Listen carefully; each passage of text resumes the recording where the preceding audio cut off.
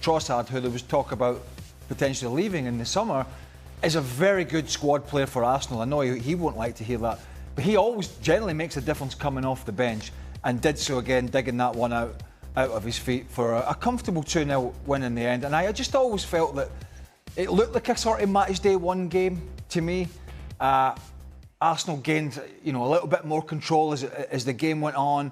I always felt they had another gear or two, Arsenal.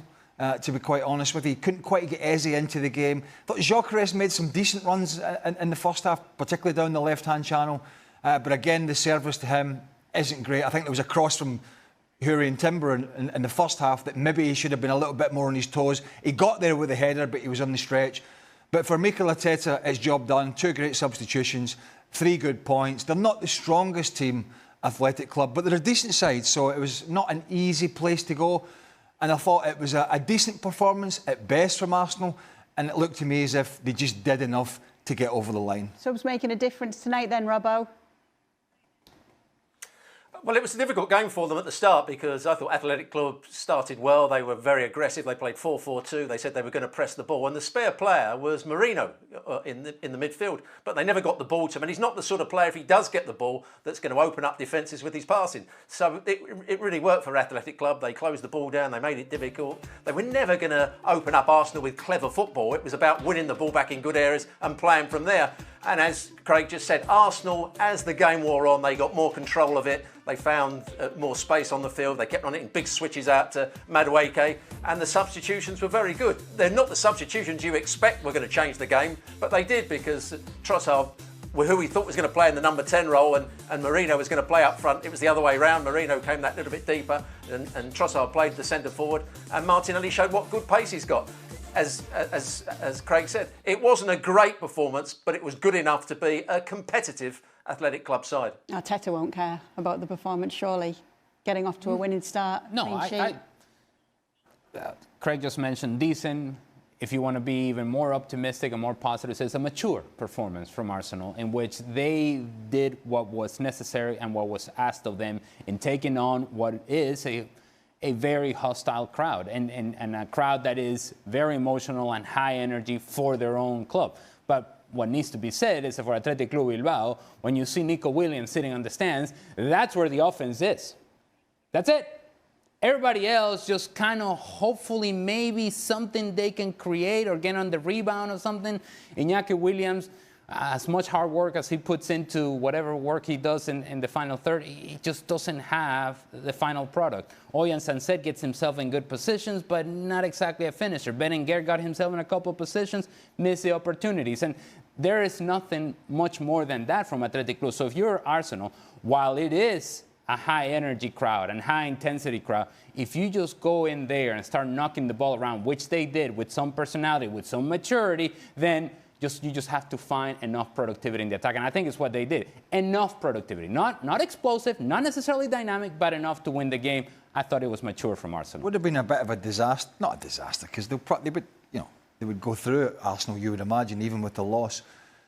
And although it was at the tail end of last season, I just can't get out of my head that Arsenal couldn't go and beat a team that effectively was the favourite to win the Europa League and dumped out over 2 games by one of the worst Man United sides in living memory. And so I think that kind of puts it in context. Yeah, they got in the Champions League via the league position, and that wasn't the real Athletic Club in those 2 Man United games, but that's what they put out there. I know they had some injuries, but they couldn't beat them. And so you're looking at Arsenal and you think, right, come on, you should go there, roll your sleeves up, do the basics. Why are you laughing? No, I'm just laughing at that. Come on, roll your sleeves up. You've got to get this done. No, but I mean, if you watch those 2 games against United last year, I mean, they weren't almost chucked out the club for losing to that bunch of... mention of United tonight.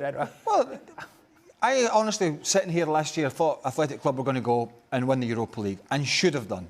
They were the best team still in the competition, and they blew it big still. And that's why I think this competition this year, although Valverde's a very good manager, and what they do in the Basque Country with where they get their players, it's just amazing. But in the Champions League, I think it's going to be very limited. That was exposed last year against weaker teams, and I think it was exposed today against an Arsenal side that were probably in first and at best second. Post-match review, Arsenal vs. Athletic Bilbao at ESPNFC Studios. In the vibrant atmosphere of ESPNFC Studios, the post-match review of Arsenal's Champions League clash against Athletic Bilbao was filled with insights, analysis, and a dash of spirited debate. Host and steward Rob led the discussion, welcoming a panel of football experts to dissect the thrilling encounter. The focus shifted to standout performances, tactical nuances, and the implications of recent signings, all while setting the stage for what the future holds for the Gunners. Match overview. The night was electric as Arsenal squared off against Athletic Bilbao in a highly anticipated Champions League matchup. The Emirates Stadium was buzzing with excitement, as fans from both sides filled the arena, chanting and waving flags in support of their teams. In the end, the Gunners emerged victorious with a scoreline of 3-1, showcasing the depth and talent of their squad. Key moments. The match kicked off with both teams displaying an aggressive approach. Arsenal's attacking prowess was evident from the start, with Martinelli's early goal setting the tone for the evening. The Brazilian winger, known for his pace and technical ability, found the back of the net in the 12th minute after a brilliant build-up play involving Trossard, who demonstrated his intelligence and awareness on the pitch.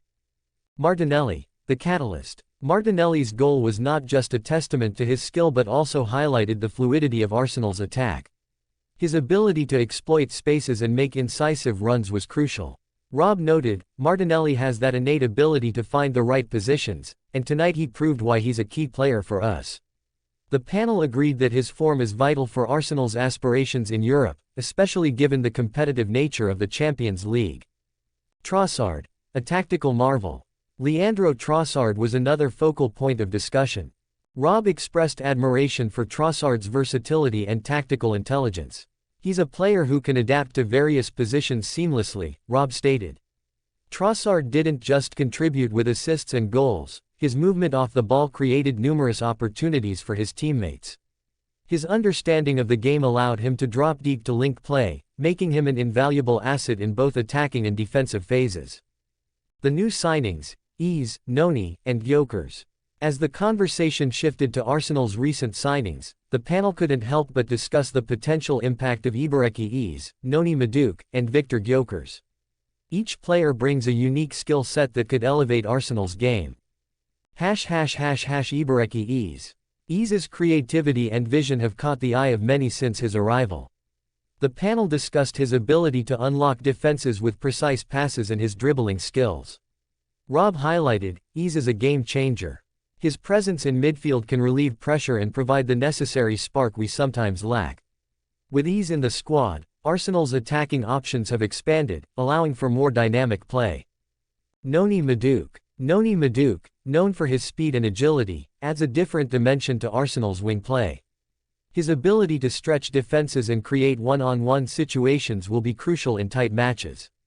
The discussion turned to how Maduke's youth and energy could rejuvenate the squad, particularly in high-stakes games. Rob emphasized, he's a player who can change the game in an instant, and that's what you need in the Champions League. Victor Gyökeres. Finally, Victor Gyökeres was introduced as a potential solution to Arsenal's striking depth. With Gabriel Jesus often under scrutiny for his consistency, Gyökeres' arrival could provide the necessary competition. Rob noted, Gyökeres has shown his ability to score in the championship.